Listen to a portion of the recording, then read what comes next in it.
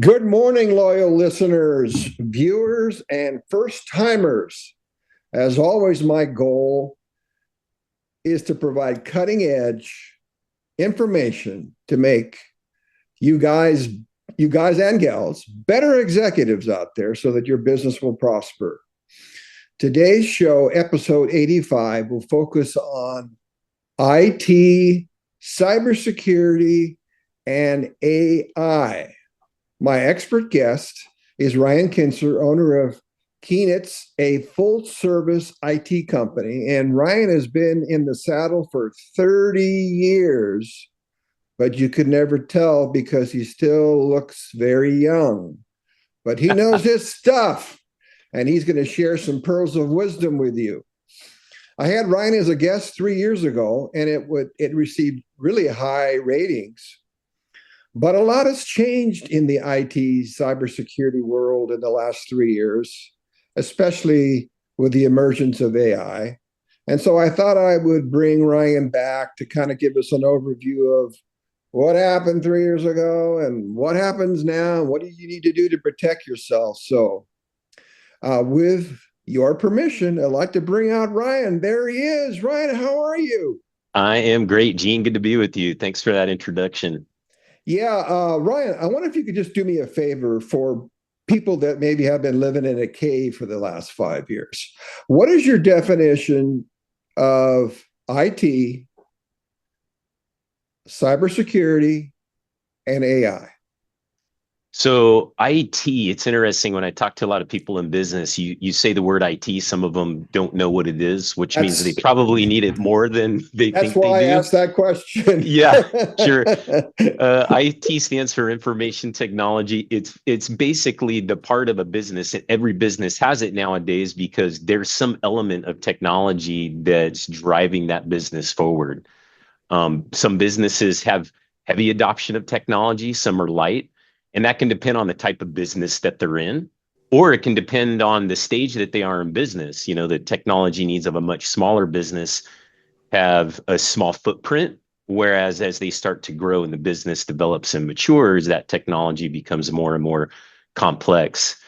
Cybersecurity is the fabric that weaves through everything technology, because every time you adopt technology, there are always flaws and vulnerabilities that are built into it, not by design, but there are bad actors out there looking for ways to infiltrate that.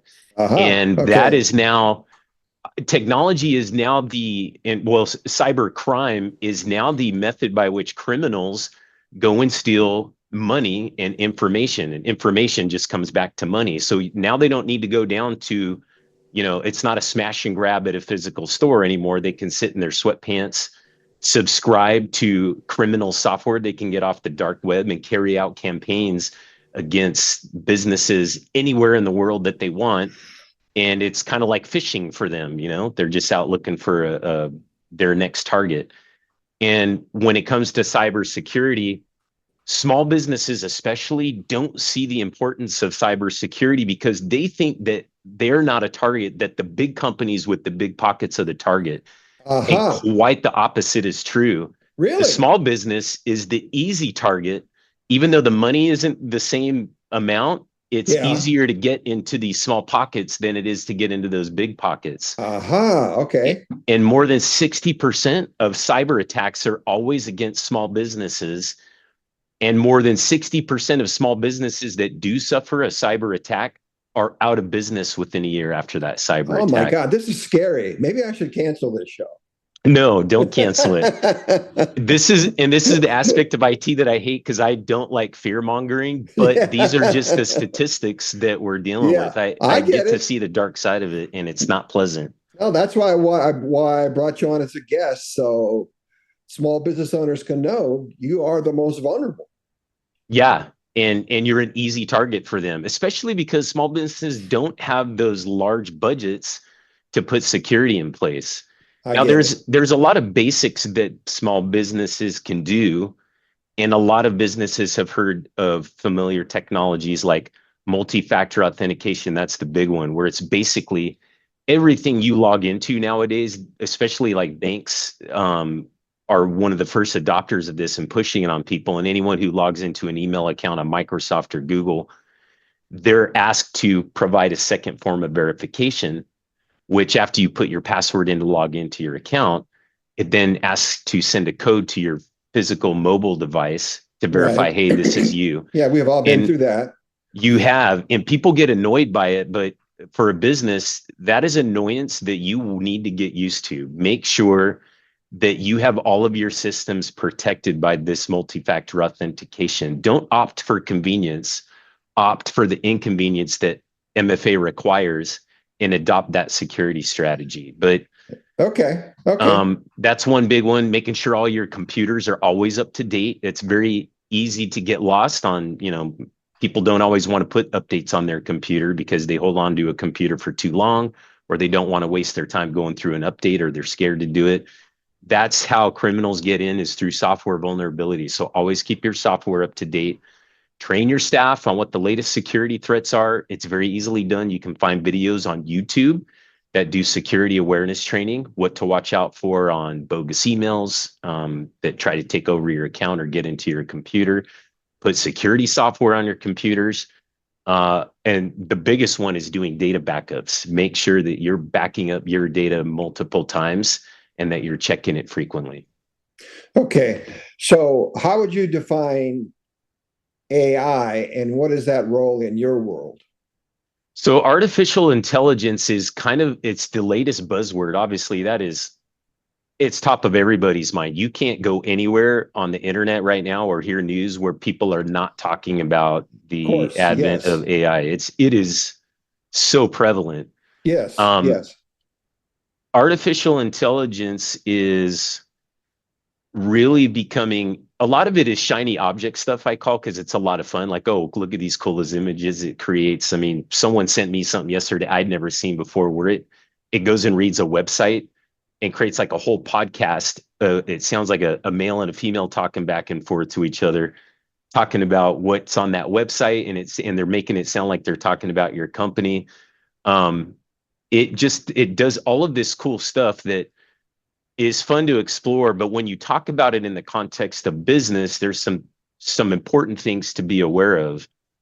Which are? The main one is privacy concerns. So for small businesses, it's not as much of a worry, but as your business grows, people in your organization that are feeding what can be considered intellectual property into these AI engines, you need to make sure that your company has a strategy in place where staff are using AI through tools that you're providing through them. These are usually paid services that you get through ChatGPT or Microsoft Copilot or Google Workspace. They have their own version of AI called Gemini. But those paid services, they have protections in place to keep your intellectual property private, what we would call siloed. So it's not just available for anyone to get into, and they keep that private so not anybody can just get into it. The benefit it creates too is that it creates context for your organization. So I have a couple guys on my team that are really into AI, and they're pushing us to use AI. They're pushing me to use it because I'm kind of skeptical about portions of it, but they're showing me the Yeah. benefits of it. But they're creating this context inside of, we're using ChatGPT, where ChatGPT in our instance of AI in our silo, it becomes aware of how Keen IT likes to speak, how we like to sound, where our data sources are, how our processes look. And so the output we get back from AI is actually contextually relevant to what we're doing in our business. Okay. So let me shift gears on you.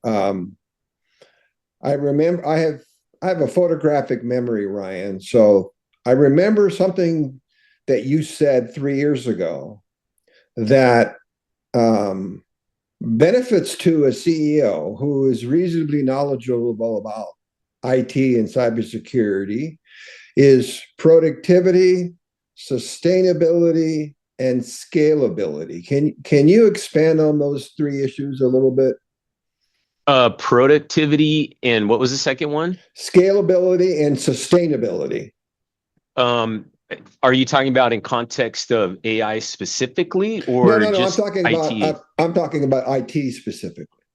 So yeah, of course, anybody who's a business owner or at the C level of an organization is interested in those three. So when it comes to productivity, AI in particular is going to be, that's where you're going to see your biggest boost in Yeah, adoption of AI. sure. It takes down tasks that we would normally do and cuts that time down significantly. I personally think that a lot of things that AI spits out still need a little bit of polish, Yeah. but all of the grunt work to produce it has been cut out. So you're going to see your biggest gains in productivity, I think, through AI adoption. Um, Scalability when it comes to technology, the way that a company needs to have a strategy with technology is without a good strategy in technology, you can't scale your business because you need repeatable process. And that's where a good IT strategy comes in. Just like a CEO will put together an operational or a marketing and all the different strategies for a business, a good, well-defined IT strategy by standardizing your environment, securing your environment, so that as your technology continues to grow and you're bringing in more technology resources, will give you that ability to scale. A lot of times people will be like, I don't need information security policies. I don't need a strategy till I get to a certain size. If you do that, you start to hit these uncomfortable boundaries where it's like, oh, shoot, we need to pivot and make this happen now. If you do that, if you make those strategies and put them in place now, you don't have those boundaries as much. You just start hitting those things and you're able to just add on more technology and bring it in without having the Okay. security concerns. All right. Well, let me ask you this question then, Ryan. If you have a good IT strategy in place, can it help a company's brand? Oh, absolutely. It helps a company's brand because, that's a great question. A lot of people see IT as like a behind the curtain thing. It's Yes, kind of like yes, they see it as a cost center. yes. And in large part, it is. But when you want to develop a good reputation and goodwill among clients and those that you're serving, that stuff will start to come to the forefront. Having good policies in place and a good technology strategy, and even things like what they call incident response and cybersecurity programs, people want to work with companies they know are doing their best to secure their data. And in some industries, it's almost required. So when you go to talk to a certain client, if you don't have an IT strategy in place, and then they hand over this questionnaire to be like, hey, we're a larger organization than you typically work with. We require you to have all this security in place. If you don't have that in place already, you can't answer yes to those, and you now Yeah, don't have the ability to scale to grow and serve those types of clients. So that's where it develops great brand and reputation in your industry. makes sense. So, what's the biggest difference between 3 years ago and 2025 with regards to IT and cybersecurity? What are the hot issues right now? And what is Oh your man, company addressing? Is there one that sticks out or just several of them? you know, it's hard to say that 3 years ago cybersecurity is any different. I mean, the landscape of technology is always changing, of course. So, Yeah. from 3 years ago to now, AI, of course, is the big topic, the big changer. That's something everybody should be watching and studying. And we're trying to make ourselves prepared to help our clients adopt a good AI strategy and how it can help with their business. So we're trying to get our arms around that so we know how to serve our clients. But in the realm of cybersecurity, a lot of it is still just common sense standards and best practices that companies need to follow. And especially for small businesses, which is what we deal with.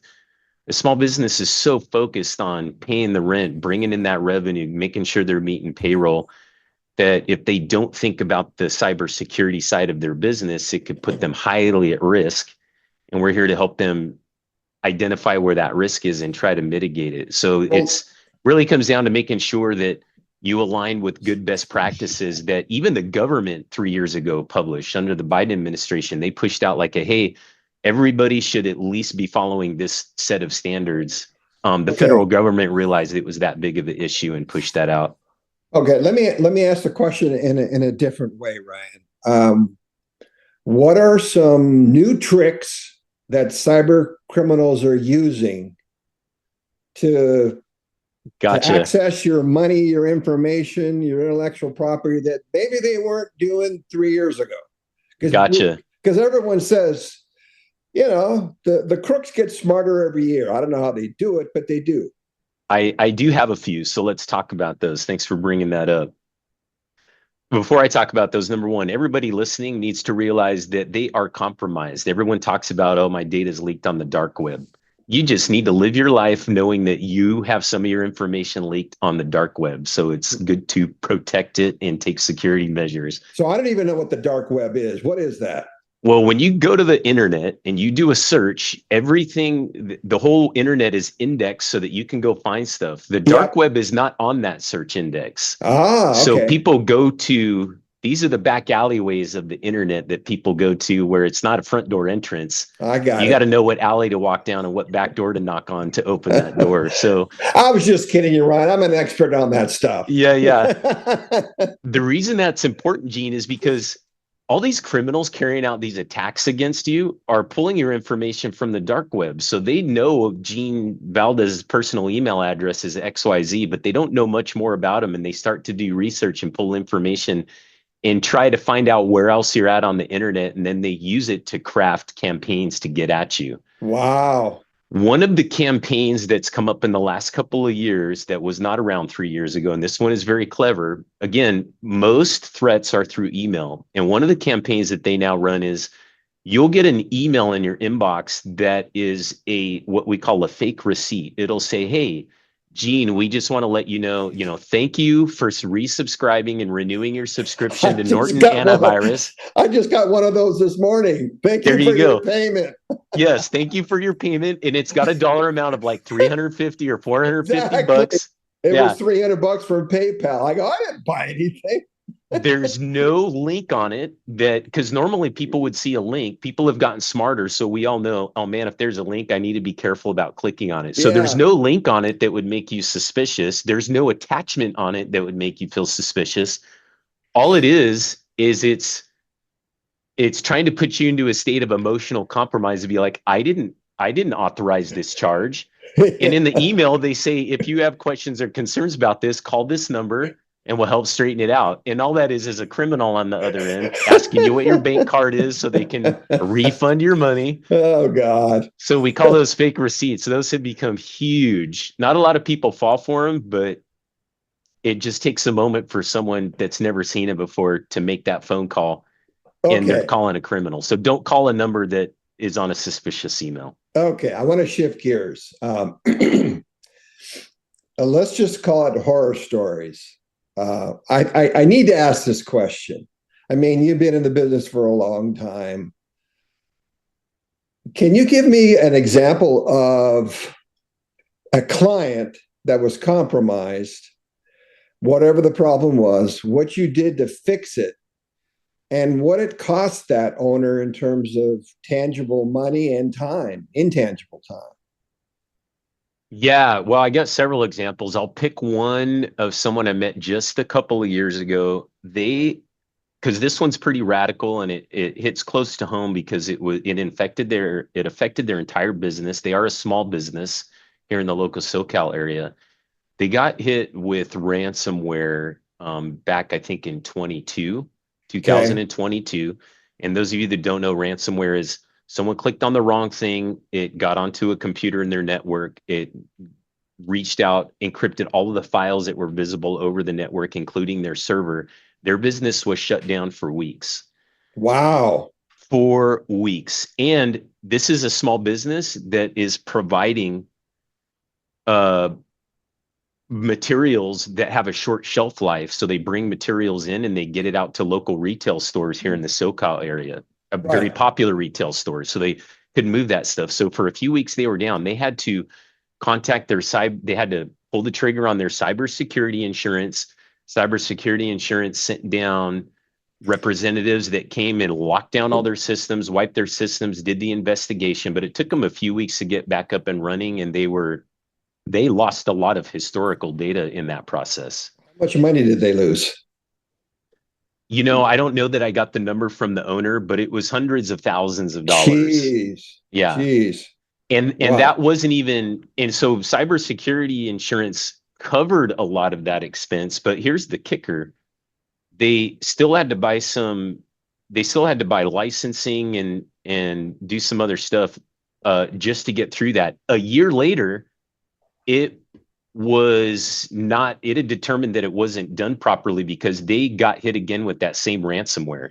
Oh, geez. Wow. And it Wow. was because the systems weren't properly wiped clean and processes weren't gone through. So they had to send someone else in, clean it all up. So now we're talking about hundreds of thousands more. And after they got back up and running after the last incident, they contacted us to be like, okay, whoever we were using was not doing a good job of protecting us. We need good security. So we came in and had to do some further cleanup, and that's an additional tens of thousands they had to spend. But now we just actively monitor and protect them, and they got a lot of basic protections in place they didn't have before, and they Yeah. don't have that Okay. concern That's anymore. important. Yeah. So let me ask you a very, I don't want to say dumb, but IT is not my world. But when you suspect that you have been hit, who do you call? Do you call the police, the FBI? You do, Who do you call? you're encouraged to call FBI. I would say this, if you have cyber insurance, you call your insurance company first. Okay. Oh, And if you let get me hit, back you'll up. know. Let me back up. What percentage of small business owners do you know have cybersecurity insurance? Probably less than 50%. Yikes. Okay, go ahead. Yeah. So that's who you would call first. Number two, you would certainly call your IT professional if you have one, Yep. because they can come in and assess to see what's going on and work alongside with the cyber insurance if that's even necessary. Cyber insurance will, or the IT professional will recommend whether FBI needs to be contacted.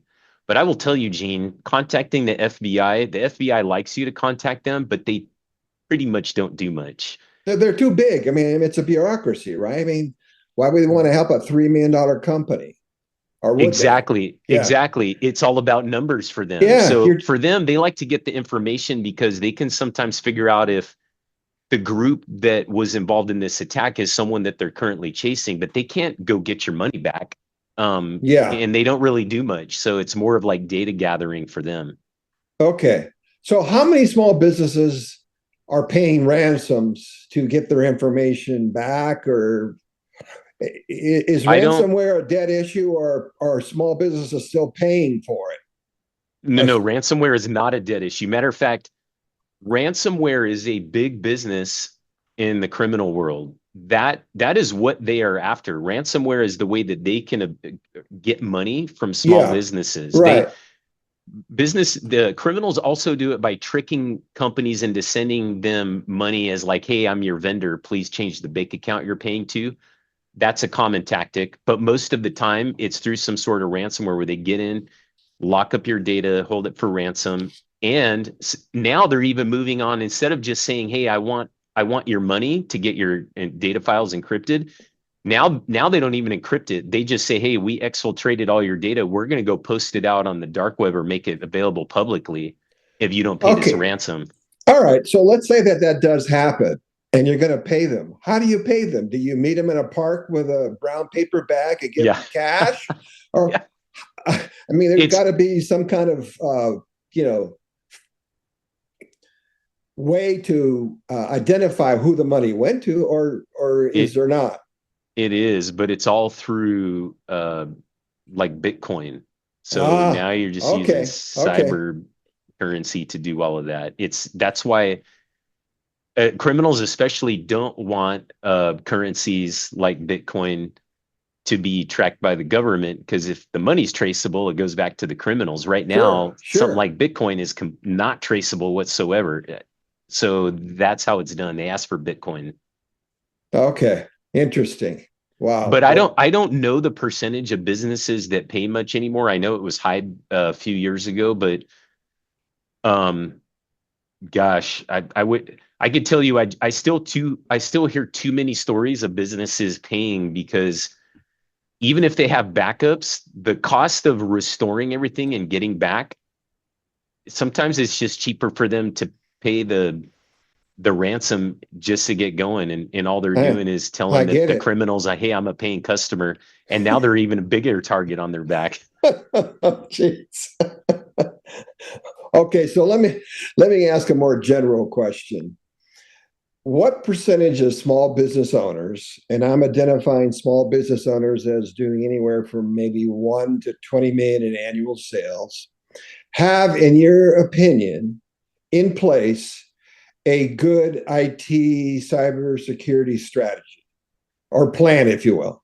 This is not my opinion. This is a well-known statistic, but only about 51% of small businesses have any cybersecurity in place. So 49% are just flying from their you know what and I think the hoping that's not them. 51% is even generous. I think they're including people that have like even a minuscule amount of like, hey, I have strong passwords are included in that 51%. But yes, a large majority are just Why is they're that, Ryan? in fairness to business owners, a business owner has a lot on their plate, as you well know. There are Yep. so many things that demand their attention. And when you're a business owner trying to scratch to get your business to build, you're so focused on generating revenue, servicing clients that the security behind all that technology that's supporting it is just really not a concern for you. And most people operate on the basis of I'm not going to think about it because I've never been affected by it before. Right, right. It will never And happen to me. exactly. And so that's the reason why most people don't give it that time. Now, as they get to a point where there's a lot of things that keep business owners up at night. And one night, a business owner will wake up and be like, "Oh my gosh, I now have a lot of assets I'm worried about and revenue I'm trying to protect."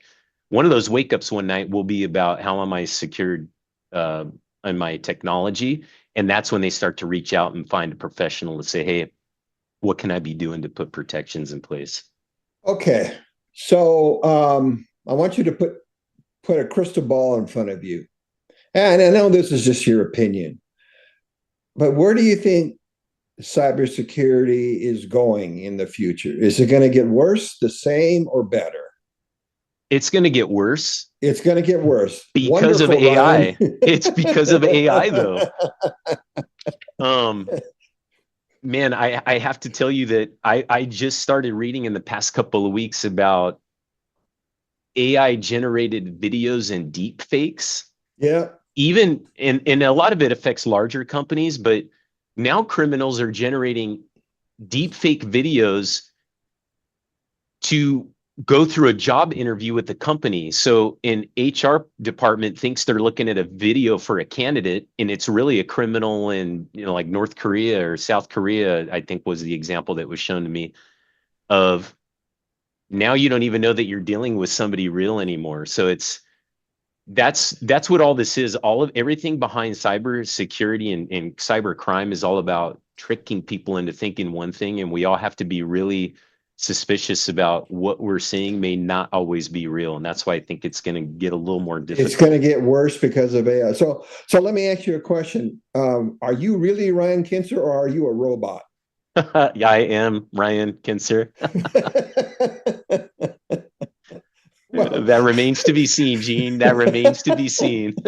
oh, I guess there's two sides to the coin, right? I mean, technology is great, but along with it comes a lot of scary things. It's just risk. It's like anything else in business, right? There's always risk with anything that we do. And yeah, so it's just learning how to manage that area of risk in your business. All right. Well, we're we're coming toward the end now, Ron. I just um, could you give me what you think is the most important thing that you would want my listeners, business owners, to take away from today's show in Yes. 25 words or less? Again, never think it won't happen to you. Just get some good security in place. Even if it's minimal, start somewhere. Okay, that's good and short too. Yes. Well, you said 25 words. You can count afterwards with an AI tool. You can submit this video to AI and it'll tell you how many words I said. That's funny. Okay. Well, Ryan, Thanks so much for the great information. My It's pleasure. scary out there, isn't it? It is, but you know what? There's a lot of stuff that's scary in life. Don't let it stop you from chasing that dream. Get to living. Don't live under a Yeah. rock and live under fear. Well, the good thing is I guess it's sort of security for your employment as the owner of a business in the IT world, right? You could say that, yeah. I suppose it is. We'll always be here to help people through all of that stuff for sure. And that's Yeah. why I don't like scaring people into it. It's just a reality that we need to face. Yeah, they need to know. They need to Yeah. know. So, all right. Well, thanks a lot, Ryan. I appreciate it. So, that's a wrap, everyone. If you want to avail yourself to this episode, I'm on all of the major podcast directories. I'm on YouTube. Just do a search for CEO to Rainmaker Gene Valdez. And I'll see you next month. If you have any questions for me, contact me. If you have any questions for Ryan, I know how to get a hold of him.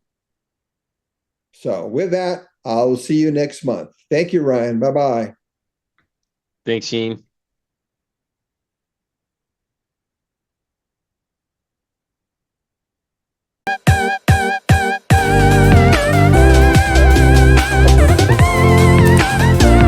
This has been CEO to Rainmaker with Gene Valdez.